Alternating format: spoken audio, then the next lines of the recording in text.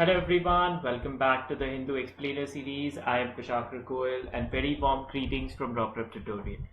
So yesterday we discussed a Supreme Court judgment which was related to the IBC, and I pointed out that this judgment could be relevant from legal point of view for the CLAT examination, and you all wanted me to have better examples or more examples to explain it.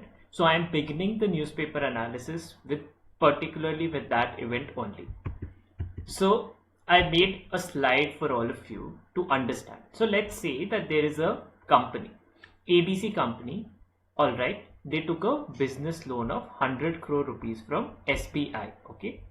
They approached SBI for loan of 100 crore rupees. They had two guarantors, personal guarantors, Ravi and Yash, okay, who guaranteed that the loan, so they were acting as guarantors. This is a usual process. So every time you go to take a loan, there is someone who is a guarantor that in case you are not able to pay, this person will pay. Now usually with companies, it was always claimed, see, companies are meant. Why do, for example, there is Elon Musk, right? He can do manufacture cars on his own, but why does he form a company to do it? Because when you register something as a company, you protect yourself from liabilities. This is something you will learn in corporate laws. But nevertheless, what the change in law is, that now let's say in a scenario where the ABC company is unable to pay back the loans. So what will happen is, this is the normal situation. Under SBI will go for liquidation proceedings under IBC. What will happen under this is IBC companies' assets will be seized. So this is something that happened to Kingfisher Airlines or similar places which have loans or which are unable to pay back loans, that you take away the collateral that you had or whatever assets you had provided. Now you sold the assets of the company, but you were only able to recover 50 crore from the 100 crore loan. Now what will SBI do is, because see, it still needs to recover its money, so it will approach these guarantors, the guarantors of the loan, that is Yash and Ravi, to recover the rest of the 50 crore rupees. So this is what the scenario is now. Usually whenever we take a loan, we provide collaterals. Ab collateral ke andar sometimes the value of collaterals is wrong. Similar to what has happened in Nirav Modi's case. The collateral documents that he provided were fake. They were no real assets. He did a fraud on the bank. Now what will happen? You have frauded the bank and the money of the bank is gone. Money of the depositors. Bank, how do bank give loans? They take money from the depositors. So therefore, now the problem is, what do you do with these kinds of scenarios? So you hold these individuals who were acting as guarantors of the company liable for the loan recovery. So even if collateral is not there, whatever, assets बेचने के बाद भी जितना भी बचता है, whatever loan is outstanding will now be recovered from these personal guarantors. What this will make sure is कि only companies that have real guarantors or the guarantors themselves will also check कि भाई where the loan amount is being used. So I hope this explains your doubt. In case you have further doubts, I'll do it all over again, or you can point out what more do you want. So this is the process. This is what the judgment will do. Okay. Questions that you can be asked is कि what could be the amount. Guarantors का liability only arises after liquidation proceedings के अंदर assets have been sold. Assets की recovery के बाद जितना भी loan बचता है, that guarantors have to pay. Okay, so this is the scenario that will now happen. Okay, then moving on back to the newspaper analysis. So on doubt perspective, this was the major doubt that all of you had. So I'll begin with the newspaper analysis. Now a lot of you, this is to remind you that see, today is a Sunday newspaper, so make sure that you utilize the time period to revise the important news of the entire week. Make sure you do utilize the time period for this. So on the front page, that over 2 lakh fresh cases in last 24 hours, TPR declines to 14.2, that now the overall, because most of the states in the country are in lockdown, the chain of spread of coronavirus is reducing further and further. But at the same time, here is the map that how little of our population is still vaccinated, that only 16% of the adult population has received only one dose. Until you receive both the doses, 15 days after you receive both the doses of the vaccine, you will not be immune from the virus. So therefore, the risk of coronavirus to our population is huge. 84% of India's population amounts to 100 crore people. Even if we have mortality rate of 1% in 100 crore people, that is 1 crore people are still at risk of dying from the coronavirus. This is the size of problem that confronts our country, and we cannot remain in lockdown forever. So therefore it becomes essential that we kickstart vaccinating more and more people at the earliest time period. There is more updates from Nepal, that Nepal is on a cyclic political crisis. It started off with KP Sharma Oli, the Prime Minister, asking the President to dissolve the Parliament. That was declared unconstitutional. So then the Parliament was reconvened. Then once again it was asked the Prime Minister should prove majority. That did not happen. The opposition also was unable to do it. Now KP Sharma Oli, who is the incumbent Prime Minister and not the real Prime Minister, because he does not have majority of the House, has once again recommended that the House should be dissolved and fresh elections should take place. This is all in the meantime that opposition was trying to get the numbers in. That is, Sher Bahadur Deoba was trying to form the government, but that will not be possible because the President has once again ordered the House to be dissolved and fresh elections have been announced as per the constitutional mandate. Once again the cycle is now that opposition parties will claim to the Supreme Court that see, this dissolution is incorrect. But opposition parties have also been unable to get the majority numbers. All of this political wherewithal is going on while Nepal is suffering from a humongous second wave of COVID-19. There is vaccine shortage, there is shortage of oxygen, there is shortage of beds. The coronavirus cases are rising at a humongous number there compared to their population. So the situation in the country, people are suffering while this political power grab is ongoing. Then another news that now in the the east coast of India, another severe cyclonic storm is now developing. This is being categorized as a very severe cyclonic storm by IMD, that it could hit the coast of Odisha and Bengal by Wednesday. As ocean surface heats up because of climate change, more and more low pressure areas are forming in the Arabian Sea and Bay of Bengal, and this puts the population at further risk as rising sea levels. This is part of that ongoing thing. Therefore, once again, the nomenclature of the cyclone, the organization, and what cyclones are becomes important for us. Then moving on the other national news, so nothing of real note for us here in this regard. Now, yesterday there was one more doubt regarding the case of New Delhi violence. So I have a concern. I was unable to understand what the particular doubt was. So I request the user to put your doubt in a little more elaborate manner and I will address it once again. Alright, so moving on the national news, nothing of real note for us, more and more political news. Now, another thing that I want to discuss here is that, see, Assam to introduce cow protection bill. Now, this is something that is still in planning phase. In this news, what becomes important is, look, the Assam governor addressed the council. So, this is what it is, the constitutional practice, that whenever a new assembly convenes for the very first time, the governor has to address it. So that is what is more important than what the government plans to bring in the future. So those things not important for us.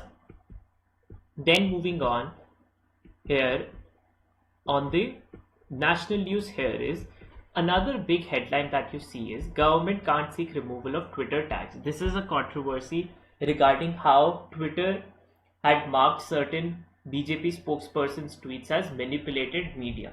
Now, can the government ask a private entity to do it? What can it be done? All of this ties back to India not having a main data protection law. So that once again it puts that into forefront. However, this is a controversy. There is nothing confirmed here until now. Then moving on, is Air India data breach may pose legal risk. This is what is this? So there has been a cyber attack on the data of Air India. Past 10 years, data of users, their passport, their mobile numbers have been breached. Now this is related to may pose legal risk. What is the legal risk? Let's say details are leaked. Now what can happen with these legal details is that someone can impersonate you. Let's say you have an email account of mine, you have the password of mine, you have my mobile number, or so then you can either send OTPs to it, access it some way or the other, do me prank calls, or impersonate my email account to send emails to my workplace or something. And let's say it does result in some losses. So it will tie back to the company where the details were leaked. So this is once again part of data protection law. If we had a data protection law, there would be a clarity as to who will be held accountable in such cyber attack. Now in this regard, what you need to know from this particular news is simple. What is the data in question and what can happen with these data in general. So this is a cyber attack on Air India. So one simple question can be, which Indian company recently faced a cyber attack on its user data? So Air India will be the PSU. Then another question that can be asked in GK section is related to, has any individual or group claimed liability for or ownership of the cyber attack? The answer as of now is no. What is the implication of this? This can also tie back to the news about which is the PSU that the government had announced in the budget for privatization. That is, once again, the answer is Air India. So it gets tied back. You can be asked specific questions related to Air India in particular. Then on the right hand side, another person in news is Narasimhan. MS Narasimhan, a noted mathematician of India, passed away yesterday. He was a recipient of Padma Bhushan in 1990. So his contribution to mathematics, algebraic geometry, differential geometry and representation theory is noted world over. Then moving on the other news. So more updates about Nepal's opposition's plan to approach Supreme Court. So this is something I discussed on the front page itself, that what is the situation here. This is carrying on, boiling over. We had done an in-depth analysis of what Article 76 Clause 7 of the Constitution means. We need to wait once again what the Supreme Court decides. As of now, today, new elections have been confirmed in Nepal for the time period in November. This might bring in clarity about which party may have the majority in the house, because otherwise there seems to be no way to actually resolve the crisis. Then there is news about junta threatens to dissolve NLD over election fraud. So the main party, Aung San Suu Kyi's NLD, which won the elections in November 2020, the military is now threatening to dissolve the political party because of election fraud. That there were fraud that took place in the election. The same excuse that Donald Trump had used. Obviously, there was no election fraud. The organization, that is Asian Network for Free Election Monitoring Group, in which Indian members or members of India's Election Commission are also part of, had observed the elections there. There was no election or voter fraud. This is all just a pretext for the military to capture more and more power. The General Min Aung Hlaing has also removed the retirement restriction. So military generals are supposed to retire at the age of 65. He has removed that, which shows that his primary concern is to get maximum power in the country. Then on the right hand side about Egypt-Israel truce. So this is something that now conversation is ongoing about what can happen in the scenario. of Israel-Palestine dispute, that what have been the implications of the 11-day airstrikes that took place from both sides, and what can be the solution around it. Now, there has been no real steps that Israel has confirmed whether it will not evict Palestinians, whether it will do that, or Hamas will not escalate tensions once again. All of that is still very fragile. Then another person in news, this is important news related to China and a person, that is Yuan Longping, chief agricultural scientist in China. He is regarded as the Chinese father of hybrid rice. China also, just like us, had faced huge food shortages during the decades of 1960s and 70s, and he is credited there with the revolutionizing or multiplying agricultural produce there, and especially rice, which is a staple food there in China. For the method of multiplying agricultural produce of rice, he had used genetic techniques, and in this regard he was the winner of the 2004 World Food Prize. This is important award that is there, and he is also the winner of the Robin Magsaysay Award in 2001.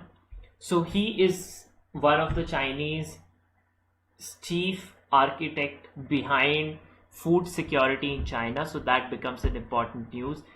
Farm bills is something that has been part of CLAT 2021 narrative, so therefore agriculture can be tied back to these individuals. You can get a long paragraph about different individuals involved, credit to whom it is there for India's green revolution, tying it to a question related to Chinese green revolution or multiplication of food in China. So that therefore becomes an important thing. Then moving on science and technology, nothing of per se real load. There is news about BRICS Astronomy Working Group moots networking of existing telescopes. So this is part of BRICS carrying out behind the scenes work of increasing cooperation between different members of BRICS. So this is part of their science and astronomy working group. Whether it is done or not is something that needs to be seen. And the FAQ also, there is nothing important for us. One thing that you need to know is INSA-COG, or what is INSA-COG. So INSA-COG is the consortium of 10 labs in the country which do or identify the genome sequencing of the coronavirus. The full form is Indian SARS-CoV Genomic Consortia, or INSA-COG. What is the full form of it? And recently only Shahid Jamil, who was the head of INSA-COG, had resigned because of government problems with the government, or because the government was not listening to them. This is therefore an important news for you all. Then on the profile page, so the main profile here is talking about another individual. So recently China, the Chinese Communist Party, is on a spree of reining in those individuals who are growing bigger than the party itself. That these corporations of China, first it was Alibaba Group, and now it is behind the back of Jiang Hyunming, the brainchild behind the world famous app that is TikTok, and his group of ByteDance. So all of this is part of Chinese Communist Party now reining in, using different legal mechanisms to rein in these individuals. So therefore his profile is in the main highlight here. However, what is more important for us to discuss is the profile of Mohammed Deif. Mohammed Deif is the commander-in-chief of Hamas group. So Hamas is the organization that controls the Gaza Strip, and Hamas, because of its actions. So Hamas is an organization that believes that Israel is not a legitimate state. It is a Zionist entity which is taken over the lands of Palestinian people and evicted them, and its main goal is to evict Jews from the land that it occupies. So yesterday only we discussed in in-depth analysis the story of Israel-Palestine. So the in original times prior to 1947, Israel as a land did not exist. There was no idea of Israel at all, and Palestinians used to live there. This Palestine was a colonial state under the British, and when the British were leaving, they decided they will partition it, one land for the Jews and one land for Palestinians. Now, evicting Palestinians from any particular land which was their own was something they had not accepted, and that had led to the war. But they lost the war and they lost territories.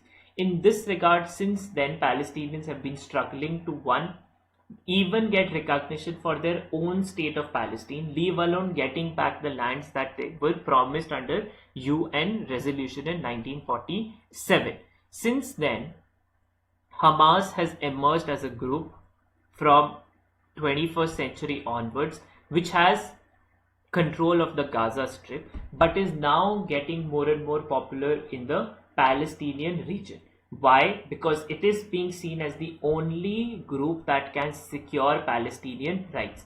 However, Palestine does have a democratic entity, that is the Palestinian Authority. It has not held elections in 2006, but the Palestinian Authority has failed to secure the rights of the Palestinian people, which has led to them turning to this more radical group, that is Hamas. And Mohammed Deif is now the commander-in-chief of Hamas. He has been targeted multiple times. He has escaped, which has given him the nickname of the cat with 9 lives, that he has survived multiple attacks from Israel and therefore is being seen as the leader of Hamas on the ground. He was the one who had also released a statement before the fighting began altogether. So his stature has grown, and he is one of those individuals that now is important if any diplomatic solution is possible for the Israel-Palestine dispute. Then on the left hand side is the news of treading the middle path. This is extension of the news of US not imposing sanctions on Nord Stream 2, which is the gas pipeline that will connect Russia to Germany for natural gas supply. So US has imposed multiple sanctions on Russian trade, but has exempted Nord Stream 2 because of German interest involved in that regard. So this is being seen as something that would be able to bridge the gap between Russia and US in the long term. So that is something needs to be seen. On the economic side, nothing of real note here for us. Then on the sporting front, there is one news that becomes important from German football, which is that Robert Lewandowski, a Polish striker who plays for the club Bayern Munich, has broken a 49-year-old record of Gerd Müller of scoring the highest number of goals in one season, that is 41. So he has become the striker with the highest goals in one season in German football league, which is 41 goals. So that is a record. The club name and the country from which he belongs to becomes important. On that note, I'll conclude for the day. Thank you so much. Take care of yourselves, and I'll see you all tomorrow.